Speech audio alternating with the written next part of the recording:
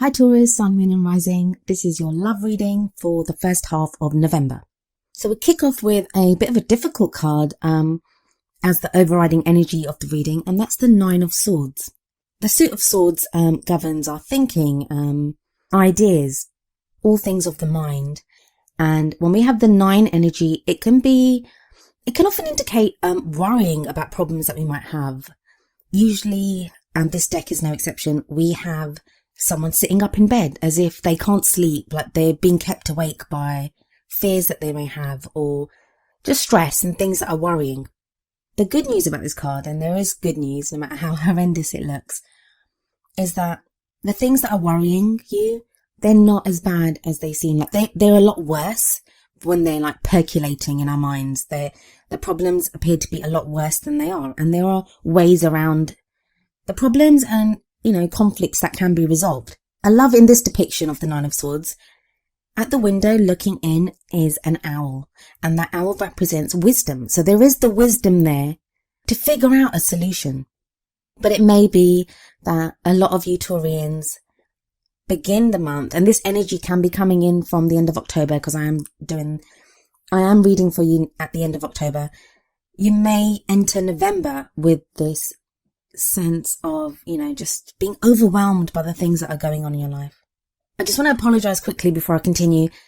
It is a celebration weekend at the moment. I've been putting off reading because there've been fireworks going off for days, but I couldn't put them off anymore if I planned to get the readings out in time for the beginning of November.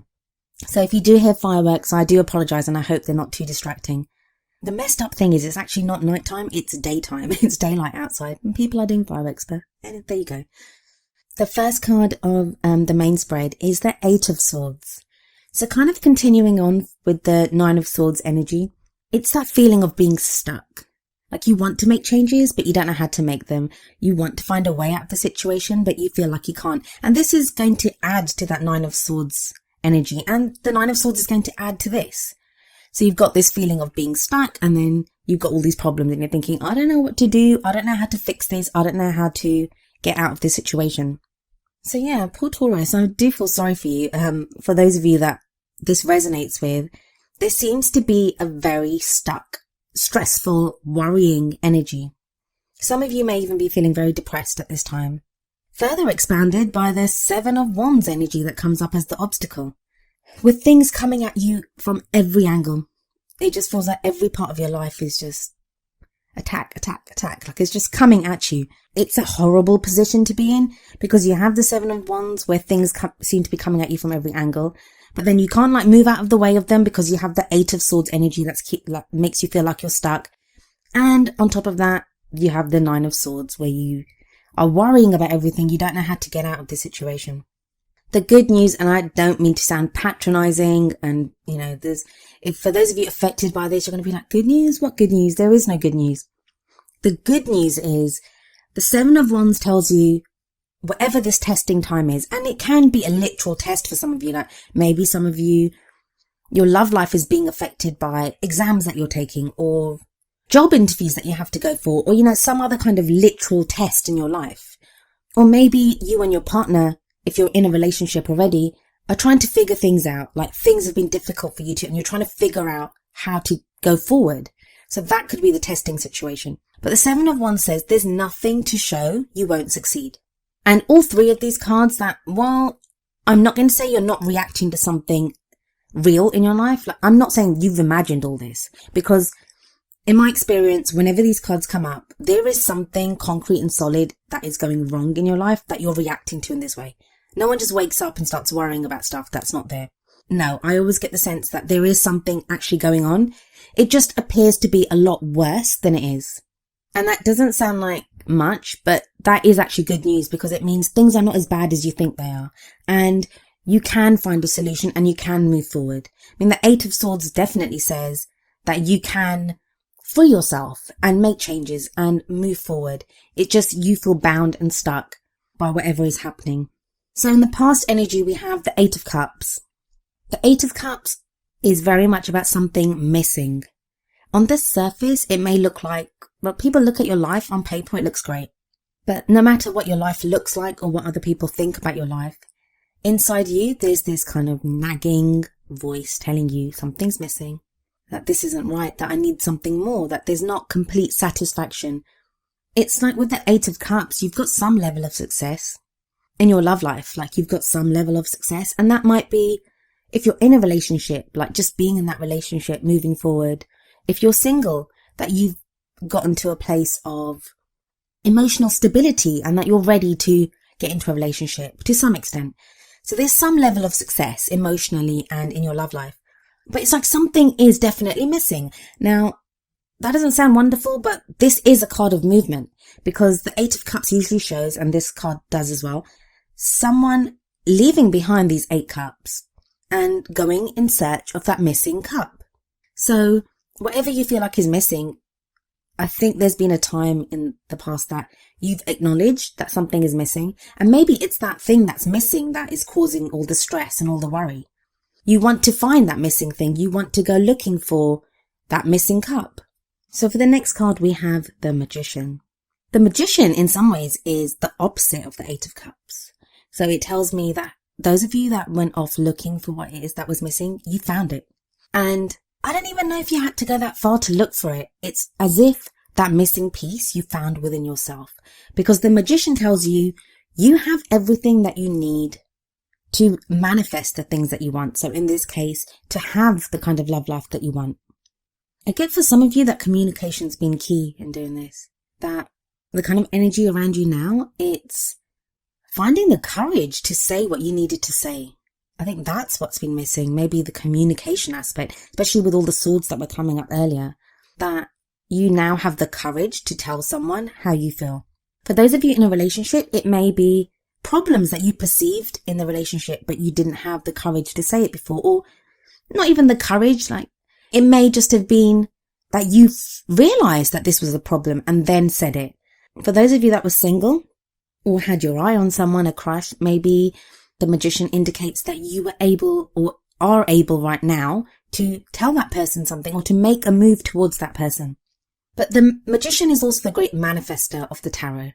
When the Magician card shows up, it tells you that the energies are there to supporting you to manifest whatever it is, the love life that you want, whatever it is that you want from your love life, the relationships that you want.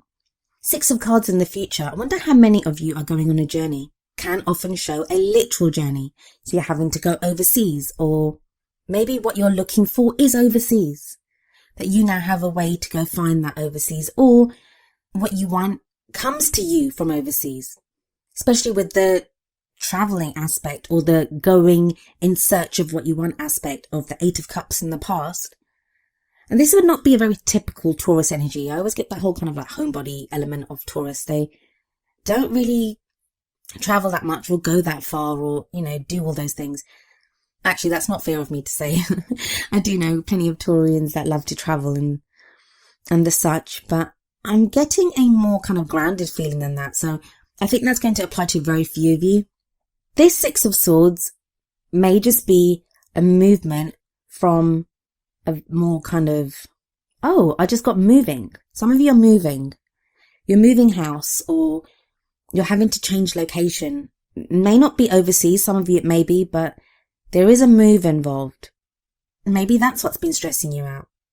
I mean, come on, like moving house can be one of the most stressful things that happen. So it may be that, but there is movement here. Now, the journey that the 6 of Swords speaks of, it can also be an emotional journey, or in the case of this, it's swords, so a logical one.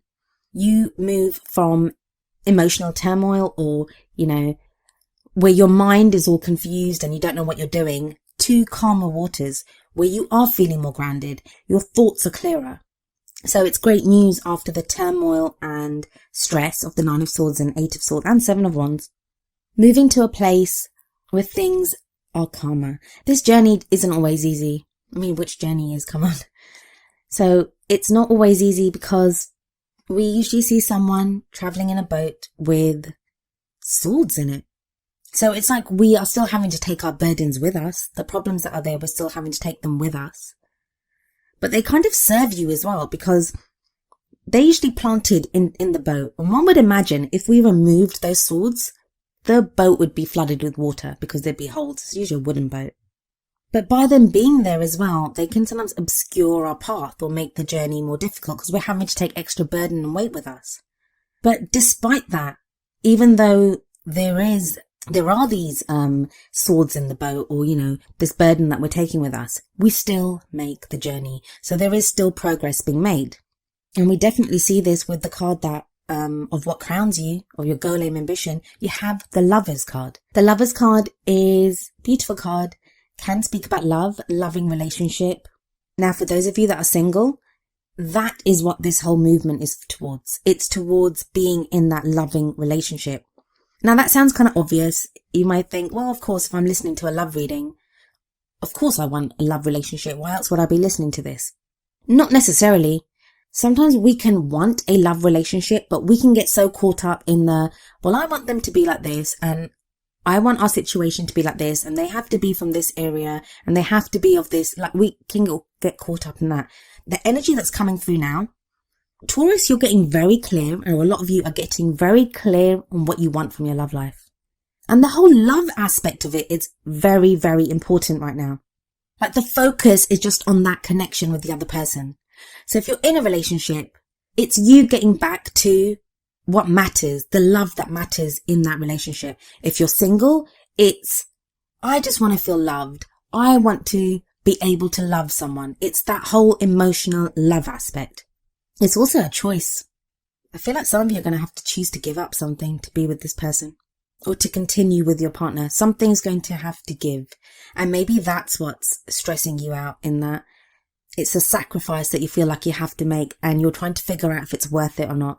I think for many of you, it will be worth it. Obviously, I can't speak for everyone. It's a general reading, so it very much depends on you and how it works in your life. Free will is a wonderful thing. So everyone has that choice of, does this matter to me that much? Or, can I let it go? What I find really interesting about your whole reading is there aren't any people in it. I mean, we have people on the cards, but there aren't any court cards. So whatever is going on, it's very much about you, Taurus, figuring out what it is that you want within yourself. It's your relationship with yourself. That's not to say there's not a relationship around you, because there is. For a lot of you, there will be a relationship around you. Either one that you're already in, or one that you're looking to get into, or one that you're looking for. But it's like the stuff that's coming at you, the things that you're having to deal with, they're to do with yourself and how you feel and how you think about them. You may be presented with a situation, and it's now up to you to decide what you do with that. But the Lovers in this position is a wonderful card to get. And your focus will very much be on love. Well, many of you, the focus will be on love. For your feelings, or where you are right now, the 10 of Pentacles. I think you got this last time as well. I could just be imagining it. But 10 of Pentacles is definitely the happily ever after card, especially for Taurus, in a very practical sense, in a very physical sense. It may now be that physically you're with the person that you want to be, especially if you're in a relationship. You may now feel that from a practical viewpoint or from a physical viewpoint, you're with the right person. You're with the person that you want to be with, but you're trying to make that work. And that's like a great position to be in, actually, even though it's a lot of stress involved. But you've made that first move, the big move, to actually be with the right person. So you're with the right person. Even if you're single, it shows a great stability to get into a relationship. It's getting your house in order, getting your house in order, getting your life in order to have the relationship that you want, to have the love that you want. I've said this in just about every reading that's been coming up, the last few, in that this is the 6th reading that I'm doing, and the emphasis on the practical and the physical and the reality of love is very much something that seems to be coming up for everyone. It's no longer just enough for the emotional aspects of this. And the only difference I would say for you and what's coming up for other people is, for the other signs, is that you're always looking at the practical. You're always trying to figure out what's the reality of this. How can we do this in the physical and the practical? You now have the kind of opposite happening with the the Lovers card coming up there. And that very much says to me that the practical, taken care of. I get the feeling that for many of you, what's causing the chaos is how is how you're connecting in your love life, the emotional side of it. I mean, the 2 cups cards that come up here are the 8 of cups, and in your outcome, you have the 4 of cups. Neither of them are the most easiest of cups cards. So there is that emotional instability even, or just lack in your emotions, or feeling stuck in your emotions. 9 of Pentacles and the energy that's coming in from around you. Are you the only one that's earning? Is there a problem with you trying to assess if a partner that you're with, or a partner that you're looking to be with, if they will contribute like financially enough? I think that's going to affect some of you. For others of you, you don't mind being that. You don't mind it's like you have enough. You feel like financially there's enough, or practically there's enough, which that's a supportive energy. And I think that will be important to figure out the emotional aspects, that if you feel like, well, you know, the practical stuff, the financial stuff, the house, the investments, the savings, the jobs, whatever, that's all kind of taken care of. Let me now concentrate on how I feel, or connecting emotionally with a partner, or telling someone you love them, or dealing with someone telling you that they love you, how you connect to that. Oh, I said before that no court cards came up. I lied, because there is a Knight of Pentacles here in the hopes and fears. Hopes and fears. Okay, so the Knight of Pentacles is the slowest of the knights. He or she works very hard, knows how to get what they want when it comes to work. And obviously as it is a Pentacles, this can indicate you, Taurus, because Pentacles are earth signs. So Taurus, Capricorn, or Virgo. Do you wish your partner worked more? Are you worried that your work ethic is going to affect your relationship? What is it that you're afraid that you're going to need to do? Or it seems like whatever fears you have connected to this relationship, and this may be the element that's coming up at the beginning where I was saying it seems worse than it is to you, it's not actually that bad, is the work aspect of it, that, you know, practically, do we have enough? Do we have the house? Is this the right thing to do? And I don't think you need to worry about it so much, because you have the 10 of Pentacles. So there's this kind of conflict there that on the one hand, you kind of know that, you know, everything's in place, the plan is going as needed, and you're moving forward in that direction. Don't let worries about practical stuff affect your love life. And I think that's an important lesson for you to learn this beginning of November. Don't mix the two up. That even though one of you may have lost a job, or you yourself, Taurus, may be facing job cuts or redundancies or whatever, there may be some practical concerns, paying the mortgage, whatever it is. It doesn't mean you can't love until you fix that.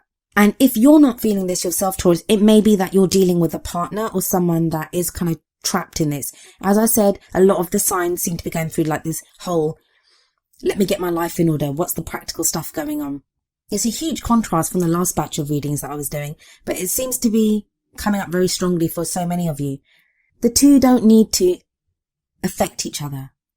Yes, you'll have stress and worry when you're trying to deal with real physical problems in your life, but that doesn't mean you can't still love, and it not just can't still love, but be helped and enriched by that love that you have. If you know that you have someone that you love, or if you can keep in mind that you want this love, you want to find the kind of love that, you know, the love of a lifetime. If you can keep that in mind, it makes it easier to do the things that you have to do in the practical world, to work at the things that you need to work at. The other thing is you are a fixed sign, Taurus. You're a fixed sign, so change is not often easy for fixed signs. And I should know, I have an Aquarian sun, so I know all about being stubborn and not wanting to deal with change. Even when you require that change, or you want that change in yourself, doesn't mean it's easy for you to do it. And this is a time of change coming up for you, because you have the Death card in your outcome. And I actually happen to love the Death card, because if energies have been stuck, the appearance of the Death card, there is transformation coming, there's change coming. And it can be the death of an old situation. So it may be the cutting away of an old relationship. And I think that's like, for very few of you that may apply. But what I would say then is, if that's the case, there's new love coming your way with the Lovers card there. The Death card heralds a new day, a new way. And it's not always easy to let go of, you know, the things that no matter, it's better the devil you know kind of thinking, that even though we didn't like the way things were going in the past. The uncertainty of new people coming into our life, doing things differently, that can cause a lot of uncertainty and worry. But in the end, this change will be good for you. And you have the Four of Cups. So that's kind of like the opposite of the Death card. So whereas the Death card is very much about change and things changing and death of old situations and relationships and ways of thinking and new things. I mean, we need things to die and move away because that is how new people and new situations and new things can come into our life. But it's the opposite of the Four of Cups, because the Four of Cups is feeling stuck, which kind of resonates with the Eight of Swords that you got right at the beginning. So you feel stuck, and this will be emotionally. I really feel for a lot of Taurians out there, because it's like, there seems to be so much going on. There's this need to change things, to look for things that are missing, to solve problems, but then feeling absolutely stuck emotionally. And that can be frustrating when our situation around us or our higher thinking or whatever is urging us, pushing us forward to make changes in our life. But we just feel stuck. Like it's like, I need to make changes, but I don't know how to make these changes. With the Four of Cups, I would say, rather than focusing on the things that are lacking in your life right now or the things that are worrying you, concerning you, there is so much still to be grateful for, and that can sound really patronizing. And I'm really sorry for those of you that are feeling so depressed and down and out, and you're listening to this and thinking, what do you know? What do I have to be grateful for? That you feel so overwhelmed by the things that are stressing you out at this time. Trust me, there is. There's always something being offered to you in the Four of Cups, and we can see it here. There's 3 cups in the grass. Now, usually what's different about this deck is we usually have the person focused on the 3 cups and they don't see the 4th cup being given to them. In this deck, though, the person is looking directly at this 4th cup that is being handed down from the sky, from a cloud. And that's like divine intervention, divine help. There is help there available for you. You are going to be given. And this could be the missing cup. Don't forget, 8 of Cups in the past. You were looking for that missing cup. Now, that cup will be given to you. The whole thing of this reading, and I'm sorry to say this, it's like, Taurus, you're being dragged along kicking and screaming. Like, you want to make changes, you know you have to make changes, but they're not the easiest for you to make. And you're kind of still being urged along, pushed along, and with the Death card coming up, and the Magician, and the Knight of Pentacles. So, you know, the Knight of Pentacles is like digging in the heels and saying, I don't want to do this. Like, you know, I'm not sure, you know, like, hang on guys, can we just think about this for a moment? Nope. No thinking about it. There's been overthinking as it is. It's time to move forward. Now you have the 10 of Wands as the last card, and we can see here the guy looks very overburdened with these 10 wands on his back. You may also feel that. For as much as I've said that a lot of your worries or things that have been stressing you out, that they are not as bad as you think they are still like a burden. You still feel like they're a burden on you. But the 10 of Wands is the end of a cycle. It's the end of its completion. It's success. You've done what you needed to do in that field.